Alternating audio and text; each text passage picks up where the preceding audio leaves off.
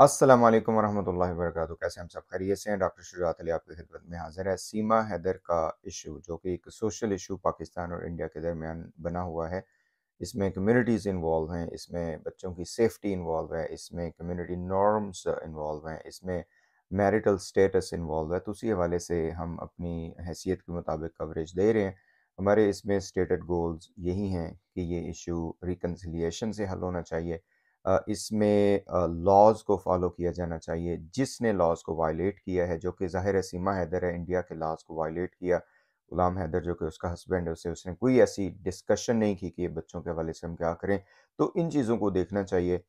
AP Singh ji जो हैं वो ज़ाहिर है वो अपने हिसाब से सीमा हैदर को फ़ॉरेन अफ़ेयर्स का एक्सपर्ट पाकिस्तान के ख़िलाफ़ हर लिहाज से यूज़ करने में तुले हुए हैं। लेकिन ये है कि जो रूल्स एंड रेगुलेशंस हैं ये सारा उसके अगेंस्ट जो एपी सिंह कर रहे हैं उसके अगेंस्ट है ये। तो इसमें जो इम्पोर्टेंट अभी बात सामने आई है वो सीमा हैदर की जो अपनी फैमिली है, उनकी जो सिस्टर है रीमा आई बिलीव उनका नाम है। तो उनके हवाले से कुछ बयानात सामने आए। उनकी एक पहले भी ऑडियो कॉल आई थी सामने और इसी तरह से अब उनका एक वीडियो बयान सामने आया कि जिसमें उन्होंने सीमा की चीज़ें दिखाई कि जिससे ज़ाहिर होता है कि ये कुरान मजीद पढ़ती थीं, ये मुसल्ला भी था इनके पास, सारी चीज़ें थी।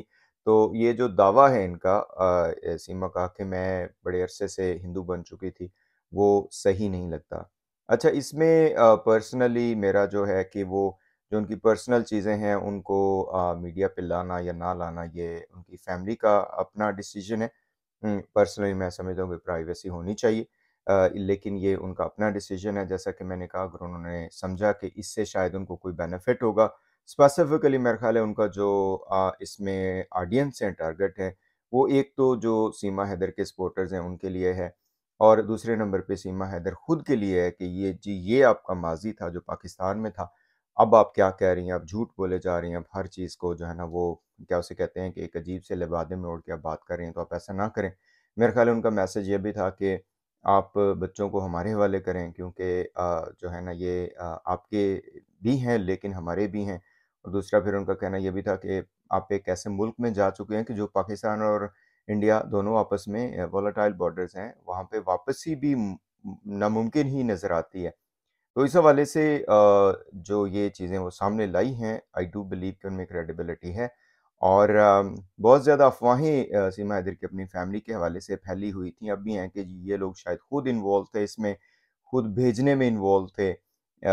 जो ये एप्लीकेशन इन्होंने दी थी, वो भी बिल्कुल जैसे उसे कहते हैं ना कि उसमें कोई चीज़ ही नहीं थी। ये बहरहाल वो चीज़ें खुद बता सकते हैं, हम तो इस पे वो नहीं करेंगे लेकिन ये है कि इनको मेरा ख़्याल है अपने अटॉर्नी रोशन अज़ीम साहब के थ्रू ये सारी बातें अवाम के सामने अगर ये मुनासिब समझे तो लाएँ। मेरा इसमें पर्सनल व्यू ये है कि ये रोशन अज़ीम साहब डिसाइड करें कि इन चीज़ों को वो पब्लिक करना चाहते हैं या नहीं। पर्सनली इसका कोई फ़ायदा तो नज़र नहीं आ रहा। लेकिन लीगली जो है इसमें कितना बेनिफिट हो सकता है गुलाम हैदर को सिमा हैदर के दावों में क्योंकि सिमा हैदर के दावे तो यही है ना कि जी मुझे डाइवोर्स हो चुकी थी मेरे साथ वहाँ पे बहुत ज़्यादा जुल्म सितम होता था। अब वो पता नहीं कौन करता था, अगर वो बंदा 4 साल से बाहर था तो फिर तो ज़ाहिर है पिछले 4 साल में तो ऐसा कुछ नहीं हुआ। तो ये भी कहना कि मुझे वहाँ पे बहुत ज़्यादा थ्रेट्स थे, आई बिलीव कि ये सारी मेड अप चीज़ें हैं और इसमें अगर गुलाम हैदर के साथ सीमा हैदर की अपनी फैमिली मिलती है, तो आई डू थिंक कि इसका बेनिफिट होगा उनको उनके केस को। पर्सनली अगेन जैसा कि मैंने कहा कि ये रिकन्सिलिएशन से मसला हल होना चाहिए। इंडियन कोर्ट्स जो हैं उनको आगे आना चाहिए। ये 2 फैमिलीज़ का इश्यू है। मतलब ज़ाहिर है अब तो गुलाम हैदर की फैमिली और ये सचिन मीना की फैमिली शामिल हो चुकी है बट ओरिजिनली तो 2 लोगों का है हस्बैंड एंड वाइफ का।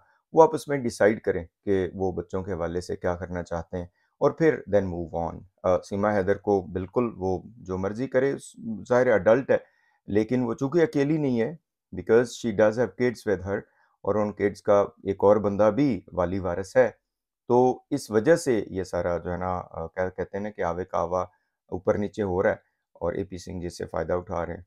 हर मौके से जो है ना वो फ़ायदा उठा रहे हैं इस तरह के कामों में और पाकिस्तान के खिलाफ जो भी उनका एजेंडा है उसको वो आगे बढ़ा रहे हैं।